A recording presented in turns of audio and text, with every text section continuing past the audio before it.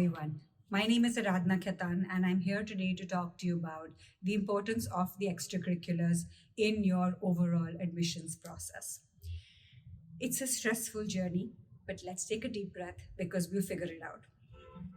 There's so much pressure. Get the perfect score, get the best grades, join an NGO, play a sport, play an instrument, do a research paper. Is it all really necessary? Yes and no. It depends on a bunch of things. Firstly, it depends on the type of school you're applying to. If you're applying to a public school which is less competitive, then your extracurriculars aren't that important. It's simple. They receive a ton of applications. They don't have the time and resources to spend looking at each application very closely. So they rely on a quantitative score, that of your GPA and your ACT or SAT score. Some of them, you'll be surprised to know, even adopt computer algorithms to quickly sift through because they don't have the time to pour through essays and letters of recommendations. So anything which at a quick glance can help them determine whether you're significantly above their cutoff, then you're likely to get in. Or if you're significantly below their cutoff, then you're unlikely to get in. If you're on the borderline, then they will spend that time looking at you holistically and doing a deeper dive. And then your extracurriculars certainly matter. Also, if you're applying for a merit-based scholarship, then they're obligated to look at you with a lot more rigor and screen your application more closely to really see whether you deserve that scholarship or not. They may even ask you for more supplemental material. In that case, again, extracurriculars or anything to support the strength of your candidature really matters.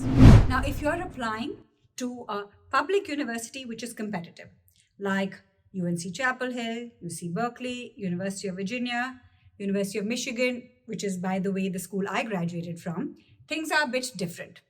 Let me explain with an example.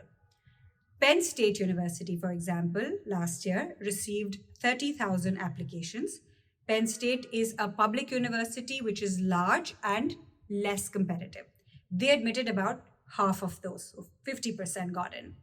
UC Berkeley received 200,000 applications and accepted only about 17.5% of those. So clearly, they were far more selective. And while they rely on the quantitative aspect of your application, because again, there's a large volume to deal with, they also look closely at your extracurriculars.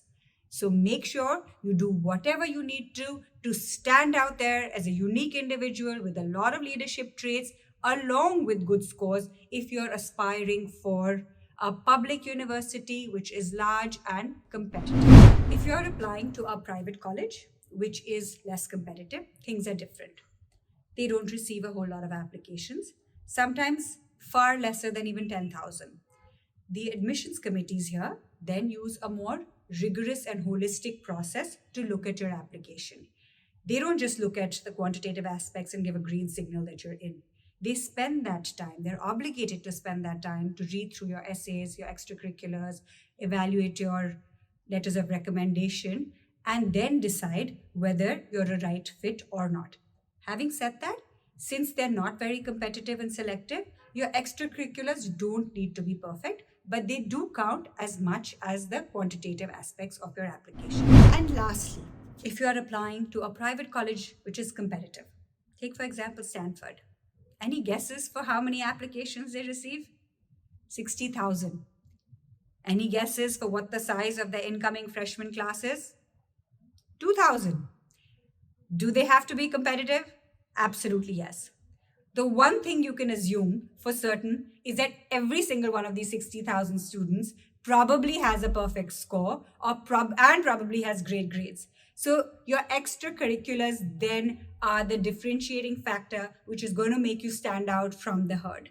It's the perfect way to show to them what your academic skills are, your professional skills are, and your personal traits are. If you have a chosen major, then it's the best time through your lab work, research projects, and more to showcase why this major is right for you, why this college is right for you. If you don't have a decided major, then use your extracurriculars to show the aspects of your personality which are really going to add to their community there, to make their campus far more vibrant. How are you more innovative? How are you not just a survivor but a thriver? How do you have self motivation? What have been your unique trials and tribulations and challenges and accomplishments? And why should they embrace you with open arms? So go out there and embrace a leadership position in an NGO. Go start an NGO. Go become the captain of a sport that you love playing. Take it to the next district level. If you aspire to get into any of these top 30 schools ranked by US News or QS or whichever one, not just your grades and scores, but your extracurriculars matter absolutely as much.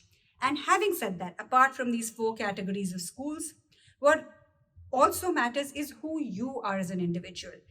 If your academic profile may be weak because of multiple reasons, maybe you had a few tough years, then your extracurriculars will play a bigger role. If your academics are strong, then maybe the university doesn't really need to worry too much about your extracurriculars because you've always proven that you are a meritorious student. So there's no one size that fits all. It depends on what your goals are, what your aspirations are, and there's a school, a perfect school out there waiting for you. So do your best and then leave the rest to the universe. Good luck, stay in touch until we come back to you again next week.